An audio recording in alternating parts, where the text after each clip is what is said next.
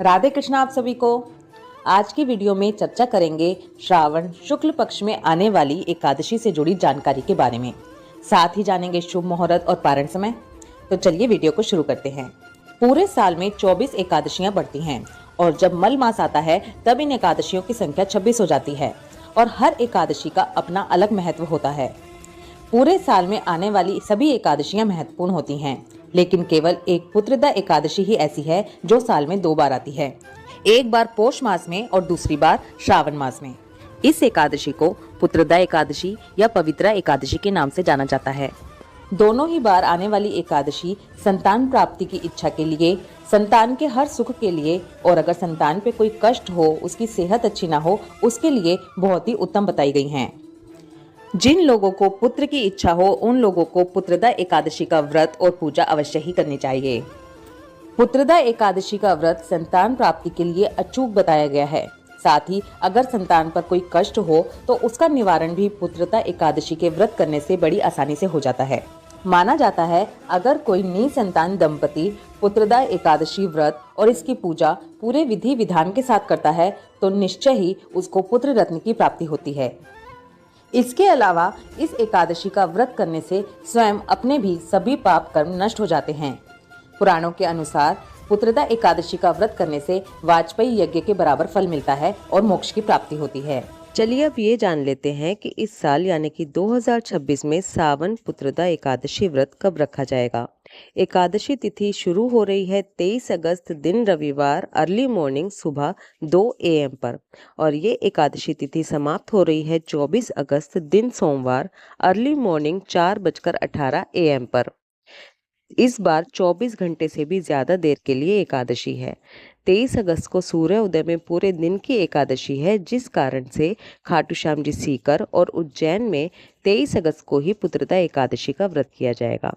लेकिन 24 अगस्त को त्रिस्पर्शा महाद्वादशी का योग बन रहा है, जिसकी वजह से बांके बिहारी जी मंदिर वृंदावन, राधा रमन जी मंदिर वृंदावन, इस्कॉन टेम्पल, इन सभी जगहों पर 24 अगस्त को पुत्रदा एकादशी का व्रत किया जाएगा। त्रिस्पर्शा महाद्वादशी तब होती है जब एकादशी तीनों तिथियों को स्पर्श कर रही होती है। महाद्वादशी का योग ऐसा होता है जब भक्तजनों को सलाह दी जाती है कि वो शुद्ध एकादशी को छोड़कर महाद्वादशी का व्रत करें। अगर आप थोड़ा सा भी कंफ्यूज हो तो दोनों दिन का व्रत करें, नहीं तो आप जिस भी मंदिर या जिस भी परंपरा को फॉलो करते हैं उसके अकॉर्डिंग ही अपना व्रत करें। हम लोग पर्सनली 24 अगस्त दिन सोमवार को एकादशी का व्रत करने वाले हैं। चलिए अब पूजा विधि की बात कर लेते हैं। देखिए, अपनी हर वीडियो में हम चर्चा करते हैं कि जो लोग एकादशी का व्रत नहीं भी करते उन्हें भी एकादशी व्रत के नियमों का पालन अवश्य करना चाहिए। एकादशी व्रत के नियम दशमी तिथि से ही शुरू हो जाते हैं, इसलिए दशमी तिथि को शुद्ध सात्विक भोजन करेंगे, प्याज लहसुन नहीं खाएंगे, सूरज छिपने से पहले खाना खा लेंगे, ब्रह्मचर्य व्रत का पालन करते हुए जमीन पर सोएंगे। एकादशी वाले दिन सुबह ब्रह्म मुहूर्त में उठेंगे और पानी में गंगा जल और थोड़े से तिल मिलाकर स्नान करेंगे। पूरे घर में गंगा जल के छींटे लगाएंगे और इसके बाद अपनी पूजा की तैयारी करेंगे। पूजा की सारी सामग्री एकत्रित करके अपने पूजा के स्थान पर बैठ जाएं। आप चाहे तो अलग चौकी लगाकर भी पूजा कर सकते हैं और अगर आपके मंदिर में जगह है तो आप मंदिर में ही पूजा कर सकते हैं। इस दिन बाल गोपाल की पूजा का विशेष महत्व होता है। अगर आपके पास सेवित श्री विग्रह हैं, बाल गोपाल, लड्डू गोपाल, राधा कृष्ण, शालिग्राम जी, राम दरबार, तो उनको पंचामृत से स्नान कराएंगे। अगर आपके पास विग्रह नहीं है, केवल आप तस्वीर की पूजा कर रहे हैं, तो तस्वीर पर पंचामृत से छींटे लगाएं और फिर साफ कपड़े से उसे पोंछ लें।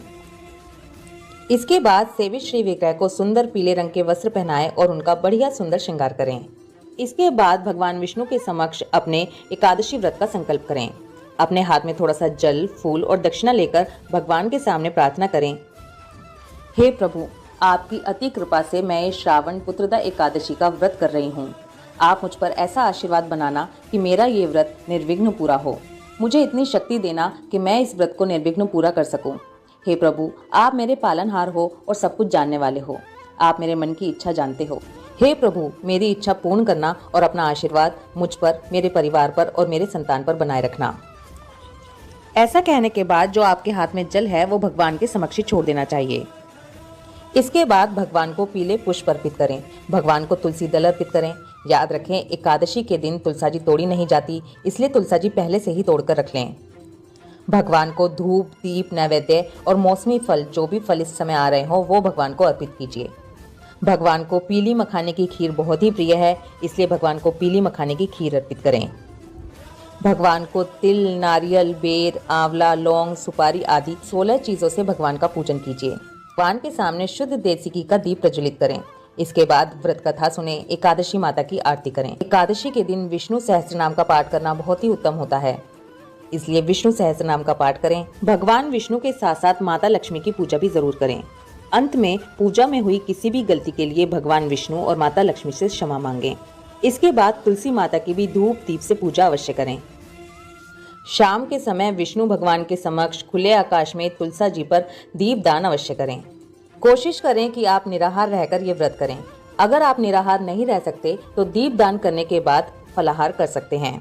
इसी के साथ एकादशी व्रत रखने वाले को ये ध्यान रखना चाहिए कि वो अपने मन को शांत रखे, क्रोध ना करे, झूठ ना बोले, किसी की चुगली ना करे। ऐसा करने से व्रत का जो फल होता है वो कम हो जाता है। एकादशी के दिन रात्रि जागरण का बहुत अधिक महत्व होता है। भगवान विष्णु को रात्रि जागरण बहुत ही प्रिय है, इसलिए एकादशी की रात को रात्रि जागरण करें। द्वादशी के दिन सुबह जल्दी उठें। इसके बाद अपनी पूजा करें। ब्राह्मणों को खाना या सीधा दक्षिणा रखकर दें और उनका आशीर्वाद लें, और इसके बाद अपने व्रत का पारण करें। द्वादशी के दिन भी हमें शुद्ध सात्विक भोजन ही ग्रहण करना चाहिए। अब आपको पारण समय बताने से पहले मैं ये बता दूं कि पुत्रदा एकादशी के दिन सिंगाड़े का भोग लगाना बहुत ही अच्छा होता है। इससे अजगर की योनि से मुक्ति मिलती है। सिंगाड़े का फल भी आता है और सिंगाड़े का आटा भी आता है। आप किसी भी फॉर्म में भगवान को भोग लगाएं, खुद भी ग्रहण करें और प्रसाद रूप में भी बांटें। चलिए अब पारण समय जान लेते हैं। जो लोग पुत्रदा एकादशी व्रत 23 अगस्त को करेंगे, वो लोग अपने व्रत का पारण 24 अगस्त दोपहर 1:41 से लेकर दोपहर 4:16 के बीच में करेंगे। जो लोग 24 अगस्त को अपना एकादशी व्रत करेंगे, वो अपने व्रत का पारण 25 अगस्त सुबह 5:55 से लेकर सुबह 6:16 के बीच में करेंगे। इन्हीं अवधि के बीच में आपको अपने व्रत का पारण करना है। के साथ आपको फिर से बताती हूँ कि जो लोग पूरे साल एकादशी व्रत नहीं करते, वो केवल संतान प्राप्ति की इच्छा या फिर अपने संतान के सभी कष्टों के निवारण से केवल इस व्रत को भी कर सकते हैं। श्रावण पुत्रदा एकादशी व्रत की कथा सुनने मात्र से मनुष्य के सब पापों का नाश होता है। आई होप इस वीडियो में दी गई इन्फॉर्मेशन आपके लिए हेल्पफुल होगी। वीडियो अच्छी लगे तो वीडियो को लाइक कर दीजिए। ये जानकारी सभी लोगों तक पहुँचे, इसलिए वीडियो को जितना हो सके उतना शेयर कीजिए। अपनी अगली वीडियो में आपको श्रावण पुत्रदा एकादशी की व्रत कथा सुनाऊंगी। ओम नमो भगवते वासुदेवाय नमः। राधे कृष्ण।